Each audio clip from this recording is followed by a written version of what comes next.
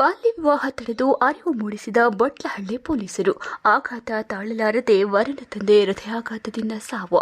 ಚಿಂತಾಮಣಿ ತಾಲೂಕಿನ ಬೈರಬಂಡೆ ಗ್ರಾಮದಲ್ಲಿ ಗುರುವಾರ ರಾತ್ರಿ ಆರತಕ್ಷತೆ ಕಾರ್ಯಕ್ರಮ ನಡೆಯುವ ಸಮಯದಲ್ಲಿ 112ರ ಪೊಲೀಸರು ಭೇಟಿ ನೀಡಿ ಬಾಲ್ಯ ವಿವಾಹ ಅಪರಾಧ, ಕೂಡಲೇ ಮದುವೆಯನ್ನ ನಿಲ್ಲಿಸಲು ಸೂಚಿಸಿ ಹೊರಟಿತ್ತು. ಇದಾದ ನಂತರ ಬೊಟ್ಲಹಳ್ಳಿ ಪೊಲೀಸರು ಸ್ಥಳಕ್ಕೆ ಧಾವಿಸಿ ಬಾಲ್ಯ ವಿವಾಹದ ಬಗ್ಗೆ ಅರಿವು ಮೂಡಿಸಿ ಹೊರಟ ನಂತರ ವರನ ತಂದೆಯಾದ ವೆಂಕಟರಮಣಪ್ಪರವರಿಗೆ ಹೃದಯಾಘಾತವಾಗಿದೆ. ಕೂಡಲೇ ಚಿಂತಾಮಣಿಯ ಡೆಕ್ಕನ್ ಆಸ್ಪತ್ರೆಯಲ್ಲಿ ಚಿಕಿತ್ಸೆ ಪಡೆದು ಹೆಚ್ಚಿನ ಚಿಕಿತ್ಸೆಗಾಗಿ ಬೆಂಗಳೂರಿಗೆ ಹೋಗುವ ಮಾರ್ಗ ಮಧ್ಯದಲ್ಲಿ ವೆಂಕಟರಮಣಪ್ಪ ಸಾವನ್ನಪ್ಪಿದ್ದಾರೆ. ಇದಕ್ಕೆ ಮುಖ್ಯ ಕಾರಣ ಪೊಲೀಸರೆಂದು ಠಾಣೆಯ ಮುಂದೆ ಶವವಿಟ್ಟು ಪ್ರತಿಭಟನೆ ಮಾಡಲಾಗಿದೆ. ಕೆಲವು ಕಾಲ ಠಾಣೆಯ ಮುಂದೆ ಉದ್ವಿಗ್ನ ವಾತಾವರಣ ಉಂಟಾಗಿದೆ. ಕೆಂಚರ್ಲಹಳ್ಳಿ ಠಾಣೆಯ ಸರ್ಕಲ್ ಇನ್ಸ್ಪೆಕ್ಟರ್ ನಾರಾಯಣಸ್ವಾಮಿ ಮತ್ತು ಪಿಎಸ್ಐ ಶ್ಯಾಮಲಾ, ಬೊಟ್ಲಹಳ್ಳಿ ಪಿಎಸ್ಐ ಶಿವಕುಮಾರ್ ಗ್ರಾಮಸ್ಥರನ್ನ ಮನವೊಲಿಸಿ ಪ್ರತಿಭಟನೆ ಹಿಂಪಡೆಯುವಂತೆ ಸೂಚಿಸಿದ್ದು, ಅಧಿಕಾರಿಗಳು ಮಾತುಗಳಿಗೆ ಗೌರವ ಕೊಟ್ಟು ಪ್ರತಿಭಟನೆ ಹಿಂಪಡೆದು ಸ್ಥಳ ಖಾಲಿ ಮಾಡಿ ಹೊರಟಿದ್ದಾರೆ. ಪ್ರತಿಭಟನೆ ಹಿಂಪಡೆಯುವಲ್ಲೇ ಪೊಲೀಸರು ಯಶಸ್ವಿಯಾಗಿದ್ದಾರೆ. ಯಾವುದೇ ಅಹಿತಕರ ಘಟನೆಗಳು ನಡೆಯದಂತೆ ಸೂಕ್ತ ಪೊಲೀಸ್ ಬಂದೋಬಸ್ತ್ ನೀಡಲಾಗಿದೆ. ಈ ಸಂದರ್ಭದಲ್ಲಿ SP Kushal Chouksi, SI P Jagannath Rai, Kencharlahalli circle inspector Narayanaswamy, Chintamani ನಗರ ಮತ್ತು ಗ್ರಾಮೀಣ ಭಾಗದ ಸರ್ಕಲ್ ಇನ್ಸ್ಪೆಕ್ಟರ್ಗಳಾದ ವಿಜಯಕುಮಾರ್ ಮತ್ತು ಶಿವರಾಜ್, ಪಿಎಸ್ಐ ಶ್ಯಾಮಲಾ, ಎಸ್ಐ ಶಿವಕುಮಾರ್ ಮತ್ತು ಸಿಬ್ಬಂದಿ ಉಪಸ್ಥಿತರಿದ್ದರು.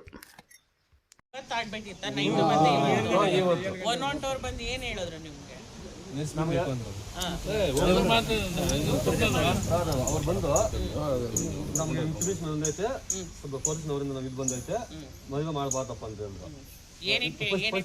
ನಿಮ್ಗೆ ಎಸ್ ಮಾಡಿಸ್ಕೊಂಡು ಆಧಾರ್ ಕಾರ್ಡ್ ಕೊಡಿ, ಇದು ಸ್ವಲ್ಪ ಬಾಲ್ಯ ವಿವಾಹ ಮಾಡ್ತಾರೆ, ಸ್ವಲ್ಪ ಮೈನಸ್ ಹೇಳಿದ್ರು. ಸರ್ ಅಂದ್ಬಿಟ್ಟು ನಾವು ಲೀಗಲ್ ನಾವು ಕಾನೂನು ಕೊಡ್ಬೇಕಂದ್ಬಿಟ್ಟು ನಾವು ನಿಲ್ಸ್ಬಿಟ್ಟು ಸರ್ ಆಯ್ತು ಸರ್ ನಿಮ್ಮ ಮಾತಿಗೆ ಗೌರವ ಕೊಡ್ತೀವಿ, ಮದುವೆ ನಿಲ್ಸ್ಬಿಡ್ತಾ ಇದ್ದೀವಿ ಅಂದ್ಬಿಟ್ಟು ಮದುವೆ ಹುಡುಗಿನ ಅವ್ರಿಗೂ ಕಲ್ಸ್ಬಿಟ್ಟು ಊಟ ಗೀಟ ಎಲ್ಲ ಮಾಡಿದ್ರು. ಊಟ ಎಲ್ಲ ಸ್ವಲ್ಪ ಮುಗಿಸ್ಬಿಟ್ಟು ಹೋಗಿರತ್ತ, ಊಟ ನಿಲ್ಸ್ಬಿಟ್ಟು ಬ್ಯಾನ್ ಸರ್ಟಿಫಿಕೇಟ್ ಎಲ್ಲ ಬಂದಿರೋ ಎಲ್ಲ ಕಲ್ಸ್ಬಿಟ್ಟು ಮತ್ತೆ ಅವ್ರು ಬಂದು ಮತ್ತೆ మీకు ఫోన్ చేసింది రా, మేము వస్తాను ఫోన్ చేస్తున్నాం. ఫోన్ చేసినాక మళ్ళీ ఏం చేసి మళ్ళీ రెండో వచ్చేసి సొంతంలో గడిపోయి ఏ రాప వచ్చి బయట పోటీలు ఇస్తాను అనేసి అంత చేస్తారు. నిలిపోయాను పెళ్లి నిలిపోయాను, మళ్ళీ మీరు అలా టార్చర్ ఇస్తాను చెప్పేసి ಮದುವೆ ನಿಲ್ಲಿಸ್ಬಿಟ್ಟಿದ್ವಲ್ಲ, ಹುಡುಗಿನ ಕಳಿಸ್ಬಿಟ್ಟಿದ್ವಿ. ಮತ್ತೆ ಯಾಕೆ ಟಾರ್ಚರ್ ಕೊಡ್ತಾರೆ ನಮ್ಮತ್ತು, ಮತ್ತೆ ಅವ್ರನ್ನ ಬಂದು ನೀವು ಕೇಳಿದ್ವಿ ನಮ್ಮ ಸ್ಟೇಷನ್ ನಾವು ಸ್ಟೇಷನ್ ಮಾಡಿದ್ರೆ ಇಲ್ಲಪ್ಪ ಮದುವೆನ ಮಾಡಿಲ್ಲ ಸರ್, ನಾವು ನಿಲ್ಲಿಸ್ಬಿಟ್ಟಿದ್ದೀವಿ. ಅವ್ರು ಟಾರ್ಚರ್ ಆಗಲಿ ಅಲ್ಲಿ ಕರ್ಕೊಂಡು ಹೋದ್ಮೇಲೆ ಅವನು ಟೆನ್ಷನ್ ತಗೊಂಡು ನಮಗೆ ಅದಕ್ಕೆ ಮುಂದೆ ಇವಾಗ ಏನು ಮಾಡಬೇಕು, ನೀವೇನು ಮಾಡಿದ್ರೆ ಸಚಿನ್ ನೀವು ಬಂದು ಟಾರ್ಚರ್ ಕೊಟ್ಟಿದ್ದಕ್ಕೋಸ್ಕರ ಅವ್ರು ಸತ್ತೋಗಿ ಕಂಪ್ಲೇಂಟ್ ಯಜಮಾನ್ರ ಹೇಳ್ತೀನಿ. ಕಂಪ್ಲೇಂಟ್ ಯಾರದೇ ಚೈಲ್ಡ್ ಮ್ಯಾರೇಜ್ ಆಗ್ಲಿ ಅಥವಾ ಪೋಕ್ಸೋ ಕೇಸ್ ಆಗ್ಲಿ, ಅದಕ್ಕೆ ಅಂತ ಚೈಲ್ಡ್ ಹೆಲ್ಪ್ ಲೈನ್ ನಂಬರ್ ಇರುತ್ತೆ. ಅದು ನಮ್ಗಲ್ಲ, DC ಆಫೀಸ್ ಹತ್ರ ಇರ್ತಾರೆ, ಅಲ್ಲಿಗೆ ಕಾಲ್ ಹೋಗಿರುತ್ತೆ. ಅವರು ನಮ್ಗೆ ಇಲ್ಲಿನ ಇನ್ಸ್ಟ್ರಕ್ಷನ್ ಕೊಟ್ಟಿರ್ತಾರೆ. ಅವಾಗ ಬಂದು ನಾವು ವೆರಿಫೈ ಮಾಡ್ತೀವಿ.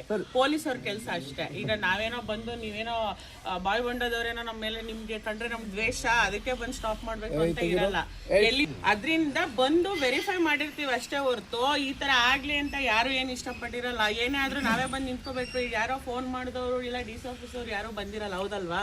ನಾವೇ ನಿಮ್ಗೆ ಫಸ್ಟ್ ರೆಸ್ಪಾನ್ಸ್. ಅವ್ರೇನೋ ಆರೋಗ್ಯ ಸಮಸ್ಯೆಯಿಂದ ಇದಾಯ್ತು ಅಂದ್ರೆ ಪೊಲೀಸರು ಏನ್ ಮಾಡ್ತಾರೆ? ಪೊಲೀಸರು ಹೊಡೆದ್ರ ಅಲ್ಲಲ್ಲ, ಒಂದ್ ನಿಮಿಷ ಯಜಮಾನ್ರೆ, ನನ್ ಕ್ವಶನ್ ಇಷ್ಟ. ನಮ್ಮ ಪೊಲೀಸರು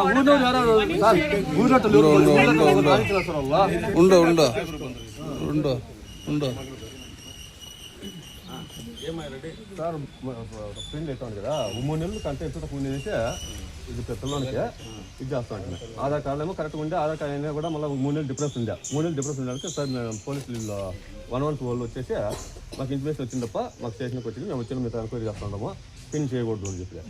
సార్ సార్ 7 కోసం అనేళ్ళకి ఇది మాస్ కార్డు కానీ ఆధార్ కార్డు కానీ ఏంటని చెప్పారు. ఆధార్ కార్డు చూపిస్తుంది. ఆధార్ కార్డులో 23 ఏళ్ళు ఆధార్ కార్డు. మళ్ళీ SH మాస్ కార్డు కావాలి. SH లేదు సార్, SH లేదు, ఎడ్యుకేషన్ లేదు. SH మాస్ కార్డు మేము తీసి లాగా తెచ్చిచ్చేది లేదు, మా కరెక్ట్గా వచ్చింది, మేము పిన్ చేయకూడదు అని చెప్పేసి. సరే సార్, అకస్మాత్ మీకు అట్లా ఏమైనా ప్రాబ్లం ఉంటే పిన్ చేయము, మీ కాలంలో ఇది ఇస్తామని చెప్పి నిలిపెట్టేసి పిల్లలు నిలబెట్టి వేసేసి మా బిల్లు వాళ్ళతో పంపించేసి అంతా కంప్లీట్ క్లియర్ చేసేసి వాళ్ళు అవుట్ పక్కన ఓడిపోయి ఆ సైడ్ ఈ సైడ్ కంటే ఓడిపోయి ఇది పిల్లలకి వారికి ఫుల్ కట్ట దిగులు భయం చేస్తారు వాళ్ళు ఆలు ముగ్గులు చచ్చిపోయిన పిల్లలు వాళ్ళ అప్ప అమ్మలు వాళ్ళు తింటి తీసుకునేసి పక్క వెళ్ళిపోయి మళ్ళీ అంతా వెళ్ళిపోయి చుట్టాలకి అంతా వెళ్ళిపోయి అంతా కంప్లీట్ క్లోజ్ అయిపోయింది. క్లోజ్ అయిపోయినాక మళ్ళీ మీరు ఇది చేసినాక మళ్ళీ ఇన్ఫర్మేషన్ ఇచ్చినారు ఫస్ట్ ఏమైనా చూసుకుంటారు పని మళ్ళీ వచ్చినారు చెప్పేసి మళ్ళీ హోంగార్డు కూడా ఒక కానిస్టేబుల్ ఎదురు వచ్చి వాళ్ళు మళ్ళీ ఎంక్వైరీ చేసుకునే ఇది మళ్ళీ ఫుల్ టార్చర్ చేసి వాళ్ళు దిగులు పడేసి హార్ట్ అటాక్ తక్షణం అట్లా వస్తున్నట్లు చెప్పి మా ఊళ్ళో ఆ ఆధార్ కార్డులో 23 ఉంది అని చెప్పి అంతే సార్లు ఎత్తుకుని రండి అని చెప్పినాము. అయిపోయారు స్టాప్ చేసి మీరు మీ పని ఆమెకి ఆడాను ఏమైనా చేసుకోండి అని చెప్పి వచ్చిండారు. కరెక్టే కదా. శ్రీనివాసపురం వాళ్ళు మాకు ఫోన్ చేసిండ్రు, కొల్లూరు మంజు తెలుసు కదా. నేను ఫోన్ చేసి ఇమీడియట్గా మా వాళ్ళు సబ్ ఇన్స్పెక్టర్ చేసి నేను చెప్పి పెండ్లు అయిపోయి ఉంటే వద్దు దాన్ని ఏం చేసేకపోతాను వాళ్ళు ఏమైనా చేసుకుని అదేం కార్యక్రమం బిర్యానీ ముగిసి ఇచ్చేసుకోండి అని చెప్పి వస్తుందప్ప. పోలీసు వాళ్ళది ఏం పత్రం లేదు సార్, ఇలా వచ్చింది పొజిషన్ అట్లా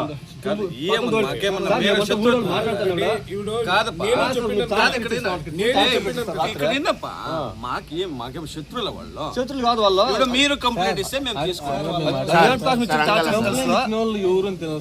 112 డీటెయిల్ ఇస్తాము, డీటెయిల్ ఇస్తాము, అది వెరిఫై చేస్తాము, మాకు కంప్లైంట్ ఇచ్చిన డీటెయిల్ ఇస్తాము. అదే మీరే వచ్చి ఇస్తా ఉంటాం కదా. బాడీ వాడికి ఆ సావుకి న్యాయం వద్దా? న్యాయం కోసమే కదా సార్ ఇంత దూరం వచ్చేది.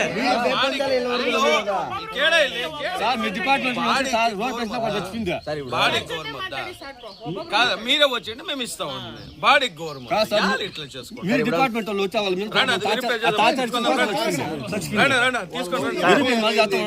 సార్ మీరు ఇప్పుడు మీరు కరెక్ట్ చెప్తారే. ఇప్పుడు మనం ఇంతమంది ఉన్నామా, మీరు మనమిద్దరు పక్కకు పోయి మాట్లాడేది ఏముంటుంది? ఎవరు మనమిద్దరు ఇప్పుడు ఇంతమంది ఉండేస్తా మనమిద్దరు పక్కకు పోయి మాట్లాడేది ఏముంటుంది? ఇప్పుడు వాళ్ళ ఊర్లో పెద్దవాళ్ళు అందరూ ఉంటారంట. రాత్రి మీ పోలీసు వాళ్ళు ఆయప్పని మాత్రం పక్కకు పిలిచి ఏమిటి మాట్లాడాలా? ఏం విచారం మాట్లాడాలి? అందరితో తీసుకునే తెలుసు వాళ్ళకి భయం ఉంటే వాళ్ళు ఏమన్నా 10 గంటల ప్రోగ్రామ్ ఉండాలి. 10 గంటలకు వచ్చిన చుట్టాల పాప బస్సు ఉండో వెళ్ళిపోతారు. బస్సు కొనుక్కోండి దాన్ని కేసు చేసేకైతుందా?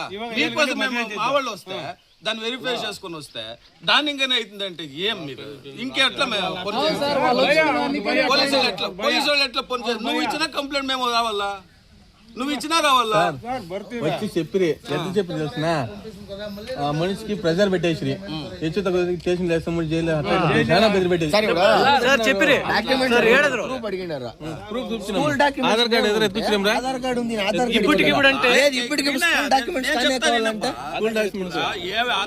ఆధార్ లో మాత్రం 23 ఉంది సార్ అన్నట్ల నేనే చెప్పినాను.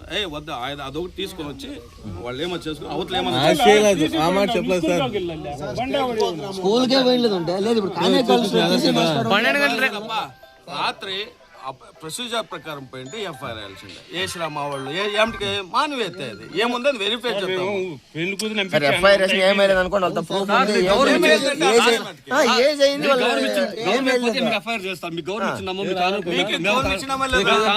ఇంట్లో పోక్సో కేసులు చూసినారు కదా, ఆధార్ కార్డులో ఏమి ఉండదో చేయలేదు.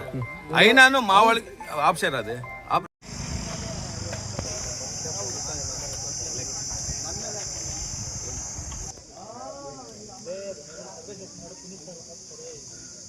ಹೇಳ್ಬಿಟ್ಟು ನಾವು ಒಂದು ಮದುವೆ ಕಾರ್ಯಕ್ರಮವನ್ನು ನಡೆಸ್ತಾ ಇದ್ವಿ.